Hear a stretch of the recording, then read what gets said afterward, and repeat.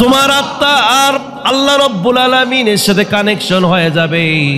এই দেহের সাথে আল্লাহ রব্বুল আলামিনের একটা কানেকশন হয়ে যায়।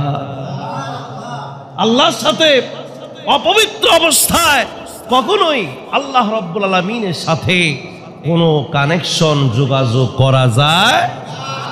নামাজ পড়ি, যোগাযোগ কার সাথে? কোরআন শরীফ পড়ি, কার কথা পড়ি? কাবা শরীফে যাই, সেখানে কার ঘর? আমরা যে মসজিদে আসলাম, কার ঘরে আসলাম?